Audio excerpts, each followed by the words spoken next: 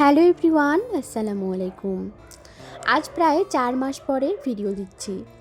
এই সময়টা খুবই খারাপ ছিল শরীরটা, সে কারণেই কোনো কিছু করতে পারিনি। তোমাদেরকে অনেক মিস করছি, সেজন্য আবার নতুন করে শুরু করলাম। 14 দিন বাবার বাড়িতে থাকলাম অসুস্থ শরীর নিয়ে। কালকে এসেছি বাড়ি, আলহামদুলিল্লাহ একটু আগের থেকে ভালো আছি। সে কারণে ভাবলাম যে নতুন করে আবার একটু শুরু করি। জানি না কতদিন কবে থেকে কন্টিনিউ করতে পারবো, তবে চেষ্টা করব ইনশাআল্লাহ এভাবেই তোমাদের সঙ্গে ছোট ছোট ভিডিও শেয়ার করার জন্য। কয়েকদিন আব্বুদের বাড়িতে ছিলাম, মানে আমার বাবার বাড়িতে ছিলাম, সেখানে কিন্তু অনেক মার যত্ন ভালোবাসা পেয়েছি, সে কারণে কিন্তু একটু সুস্থ হয়ে উঠেছি। সংসার, শ্বশুরবাড়িতে আছি, শ্বশুরবাড়িতে কাজ তো করতেই হবে, শ্বশুরবাড়ির কাজ কিন্তু কখনোই শেষ হয় না। একজন নারীর কত শারীরিক সমস্যা হোক না কেন, শারীরিক হোক বা মানসিক হোক, যে কোনো সমস্যা হোক, সংসার কিন্তু তার পিছু ছাড়বে না। সংসারের কাজ বাজ, বাচ্চা সামলানো, সব কিছু তাকে দেখতেই হবে চারিদিকে। কখনো কখনো কষ্ট হয়, কিন্তু এটাই তো সংসার, সবাইকে নিয়েই চলতে হয়।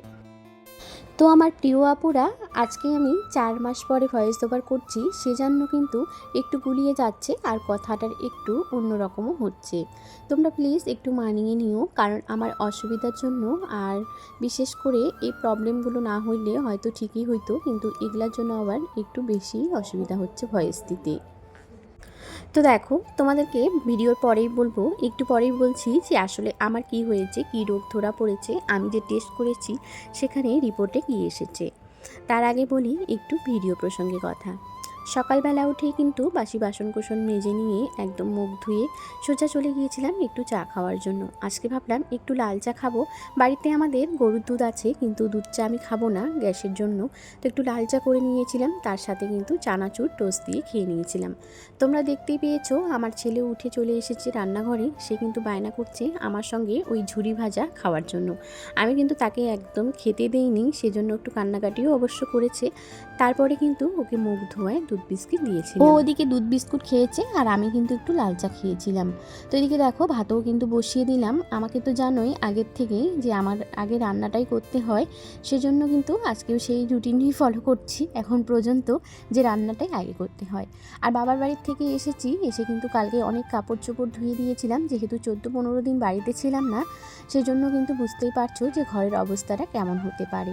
রান্নাঘরের অবস্থা তেমন একটা খারাপ হয়নি, কারণ আমার শাশুড়িমা ছিল, উনি সব রান্নাঘর সামলাইছে বা দেখেছিলেন। আর আমার শোয়ার ঘরটা কিন্তু একটু হয়েছিল, মানে পরিষ্কার থেকে একটু ধুলাবালি হয়েছিল আর কি, তাছাড়া এমনি কাপড় চোপড় সব ঠিকই ছিল। তাই ভাবলাম যে আগে রান্নাবাড়িগুলো করি, তারপরে ঘরে যাব, ঘর একদম ধুয়ে তারপরে বাকি কাজগুলো করব আর কি। তো দেখো এদিকে কিন্তু হাজব্যান্ড চলে গিয়েছিল মাংস আনতে, আর আমি এদিকে ততক্ষণে সমস্ত কিছু উপকরণগুলো রেডি করছি। আজকে লাউ দিয়ে মাংস রান্না করব, সেই জন্য কিন্তু দেখো বাড়ির একদম ফ্রেশ লাউটাও কেটে নিলাম। এদিকে এই সব রেডি করতে করতে আমার ভাতও হয়ে গেছে, তো ভাতের ফ্যানটাও ঝরিয়ে নিই, তার সাথে কিন্তু সমস্ত পেঁয়াজ মশলাগুলো কেটে রাখি। ততক্ষণে কিন্তু হাজবেন্ড চলে আসবে, আর আসলে পরে মাংসটা বসাবো। তো চলো তোমাদেরকে বলি এখন যে আমার শারীরিক সমস্যাটা কি হয়েছিল। আসলে কয়েকদিন আগে তো আমার মাথা ঘোরা ছিল, তখন আমি ডাক্তার দেখিয়েছিলাম, আবার শরীরটা ভালো ছিল না, সেজন্য কিন্তু ব্লাড টেস্ট করি, আর রিপোর্টে এসেছিল যে আমার ইউরিক অ্যাসিড ধরা পড়েছিল, সে কারণে অনেক ওষুধও খেয়েছিলাম, আর শরীরটা ভীষণই ক্লান্তি, একদম পায়ের গোড়ালির ব্যথা, সে কারণে আবার একটু বেশি অসুস্থ হয়ে পড়ি। তখন থেকে ভিডিও করাটা ছেড়ে দিই, এবং কি রোজাও বেশি করতে পারিনি, শুধু 10টা রোজা করেছিলাম। 10টা রোজার থেকেই কিন্তু ওষুধ খাওয়া স্টার্ট হয়েছিল, তাই আর কি ভিডিও করতে পারিনি। এখন আলহামদুলিল্লাহ একটু ভালো আছি, তাই আবার শুরু করলাম। হাজবেন্ড কিন্তু মাংস নিয়ে এসেছে, তো যেহেতু এসেই গেছে তাই আর ঘরে গেলাম না। তো এইদিকে এখন উনানে আগে কুকারটা বসিয়ে দিয়ে ভাবলাম যে পেঁয়াজগুলো ভাজতে দেই, পেঁয়াজ আদা রসুন সব এখানে দিয়ে দেই, ততক্ষণে পেঁয়াজটা একটু ভুনা হয়ে যাবে, লাল লাল একটা ভাব আসবে, আর আমি এদিকে কিন্তু মাংসটা কেটে নেব। তো দেখো এদিকে এখন মাংস কাটার জন্য এখানে একটা ছুরি বসিয়ে দিলাম। সম্পূর্ণ ঘরটার ফ্লোরটা যেহেতু পাকা, ওখানে একটু উনান পাড়ে মাটি আছে, তাই কিন্তু দেখো উনান পাড়েই চলে গিয়েছিলাম ছুরিটা একটু মাটিতে দেওয়ার জন্য। তো এদিকে এখন ছোট ছোট করে মাংসগুলো কেটে নিব, একটু তাড়াতাড়ি কাটছিলাম, কারণ ওইদিকে কিন্তু পেঁয়াজটা হালকা হালকা লাল হয়ে গেছে, মাংসটা যখন একদম কাটা হয়ে যায় তখন কিন্তু পেঁয়াজটা পুরোটাই লাল হয়ে গিয়েছিল, তারপরেই কিন্তু দিয়ে দিয়েছিলাম। তো একবারে কিন্তু মাংস কেটে ধুয়ে বসিয়ে দিয়েছিলাম, তারপরে আবার দেখো ভিডিও শ্যুট করেছি, কারণ ততক্ষণে একটু কাজ করেছিলাম, বাকি কাজ অনেকগুলো বাসন কোসন বের হয়েছিল সকালের, সেগুলো মেজে নিয়েছি। তো দেখো এইদিকে কিন্তু উনানটা এত সুন্দর আজকে জ্বলতেছিল যে কি বলবো। মাংসতে কিন্তু কোনো প্রকার আমি পানি অ্যাড করিনি, আগে যেটা পানি বের হয়েছে মাংসর থেকে সেটাই ছিল। তারপরে দেখো সমস্ত কিছু দিয়েছি, শুধু একটু গরম মশলাটা বেটে দিলাম এখন। মাংসটা যেহেতু ভালো করে সেদ্ধ হয়নি, তার জন্য কিন্তু একটু পানি অ্যাড করে দিয়ে দিয়েছিলাম। আর ওখানে বসা আছে, তাই ভাবলাম যে একটু বাজারগুলো কালকে যেগুলো হাজব্যান্ড করেছে একটু নামিয়ে রাখি। অর্ধেকটা কিন্তু অফ ক্যামেরায় আমি কালকেই গুছিয়ে রেখেছিলাম, আর আজকে যেগুলো আছে গুছাইনি বা প্রয়োজন পড়েনি, তাই ভাবলাম আজকে এগুলো গুছিয়ে রাখি। তো দেখো এদিকে কিন্তু একটা বড় সাইজের হলুদের প্যাকেট নিয়ে এসেছে। হলুদটা কিন্তু অর্ধেকটা ঢেলে রেখেছিলাম, অর্ধেকটা না একটু ঢেলে রেখেছিলাম, তার সাথে আজকেও একটু ঢেলে রাখলাম। সকালবেলা কিন্তু তেলের প্যাকেট থেকে তেলও খুলছিলাম, ওখানেও রেখে দিয়েছি। আর এদিকে কিন্তু ছোলা মটর নিয়ে এসেছে, সেগুলো ভালো করে রেখে দিলাম। এখন কিন্তু একটু হলুদ, একটু মশলা, আর আমার তো এই মশলাদানিটাতে না রাখলে একদমই শান্তি লাগে না, এবং কি রান্না করতেও সুবিধা লাগে না, সেজন্য দেখো এভাবেই কিন্তু রেখে দিয়েছিলাম, বা এভাবে রাখলে ভীষণই ভালো লাগে, সেজন্য এভাবে রাখতেই চেষ্টা করি। এদিকে দেখো সমস্ত মশলাগুলো হয়ে গেল, তার সাথে সাথে কিন্তু মাংসটাও হয়ে গেছে। মাংসটা একটু অফ ক্যামেরায় কষিয়ে নিয়েছিলাম, এখন কিন্তু লাউগুলো দিয়ে দেবো। যারা কখনোই মাংস দিয়ে লাউ খাওনি তারা কিন্তু একবার এভাবে চেষ্টা করে দেখতে পারো, ভীষণই ভালো লাগে খেতে। আমাদের বাড়িতে কিন্তু প্রায় সময় এভাবে লাউ দিয়ে আমরা মাংস রান্না করে খাই, ভীষণই ভালো লাগে, ভীষণই টেস্টি, সবারই খুবই পছন্দর।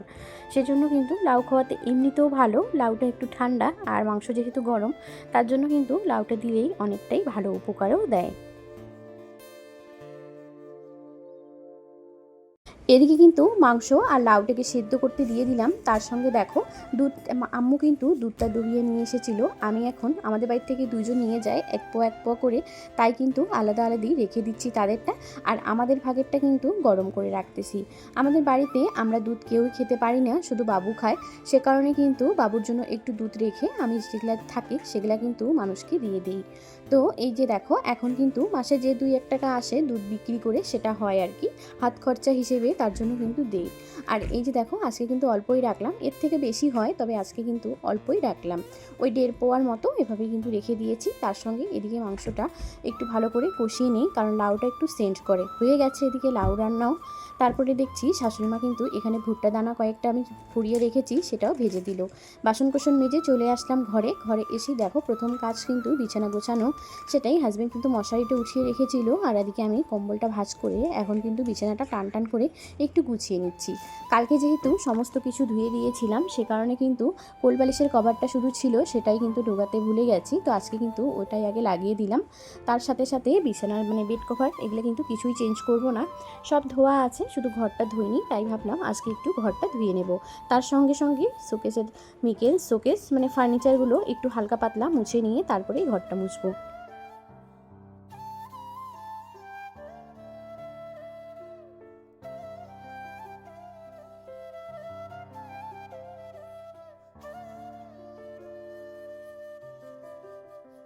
এদিকে কিন্তু একে একে সমস্ত কিছু গুছিয়ে নিচ্ছি, তার সাথে সাথে দেখো র্যাকটার কি অবস্থা হয়ে গেছে। কয়েকদিন বাড়ি ছিলাম না, সেই এদিকে কিন্তু র্যাকের অবস্থা একদম বেহাল হয়ে গেছে। তাই বাবুর ছোট ছোট জিনিস, বেশিরভাগই এখানে তো বই আছে, তো ওর জিনিসগুলো একটু ভালো করে গুছিয়ে রাখতেছি। আর এত ইদানিং বই ছেঁড়াছিঁড়ি চলতেছে, কি বলবো, এই কয়েকদিন আগেই আর কি, এখন না, এখন তো সবে আসলাম। তো দেখো বইগুলো অনেকগুলো টুকরো টুকরো হয়ে গেছে, আর আমার বিশেষ করে বই ফেলতে একদমই ভালো লাগে না। বই আমার ছোটোর থেকেই অনেক প্রিয়, ছোটোর থেকে বলবো না, কারণ ছোটোতে তো বাচ্চারা সবাই এরকমই হয়, বই পড়তে চায় না, আমিও সেরকমই ছিলাম। যখন থেকে একটু বুঝজ্ঞান হয়েছিল, সেখান থেকে কিন্তু বই অনেক প্রিয়, পড়তে না পারলেও বইকে অনেক যত্ন করি, এটাই হচ্ছে কথা। তো আজকে দেখো অনেকগুলো টুকরো টুকরো করে ছিঁড়ে দিয়েছে, সেগুলো ফেলতে একদম ইচ্ছে করছিল না, তাই আবার কিন্তু ভাঁজ করে ভালো করে ওগুলো গুছিয়ে রাখতেছি। জানো তো প্রিয় আপুরা, আজকে কিন্তু ভয়েস দিতে দিতে আমার প্রচণ্ড অসুবিধা হচ্ছে। এমনিতেও তো 4 মাস পরে, আর শরীরটা ভালো না থাকার জন্য আবার বিশেষ করে বেশি একটু প্রবলেম হচ্ছে, এভাবে ভয়েসগুলো করছি। জানি না কতটা ক্লিয়ার আসতেছে কি না, তোমরা অবশ্যই আমাকে একটু কমেন্ট করে জানিও যে আমার ভয়েসটা আগের মতো ঠিকঠাক হচ্ছে কি না। আমিও জানি যে আগের মতো হবে না, তবুও আর কি বলছি। যদি ভালো লাগে অবশ্যই কিন্তু আমাকে একটু বইলো তো যে ভয়েসটা ক্লিয়ার হচ্ছে, বা আরও একটু চেষ্টা করতে পারি, সেটাই জন্য আর কি বলছি। কে কোথার থেকে আমার আজকের ভিডিওটা দেখছো অবশ্যই কিন্তু আমাকে একটু কমেন্ট করে বইলো। আর ভিডিওটি যদি ভালো লাগে অবশ্যই একটা লাইক একটা কমেন্ট করে আমার পাশে থেকে যেও। অনেক দিন পর ভিডিও নিলাম, আবার শুরু করলাম। জানি না কতজনের ভালোবাসা পাবো, কিন্তু অনেকটা আশা বা আগ্রহ নিয়েই কিন্তু কাজটা শুরু করেছি। প্রায় 4 মাস পরে, এতদিন পর আজকে আবার ভিডিও শুরু করছি। নিজেরও একটু কেমন লাগছে যদিও, তবুও কিন্তু তোমাদের একটু ভালোবাসা এবং সাপোর্টের জন্যই এই কাজটা আবার নতুন করে শুরু করা। এতক্ষণ থেকে যারা আমার পাশে থেকেছো তাদেরকে অসংখ্য ধন্যবাদ।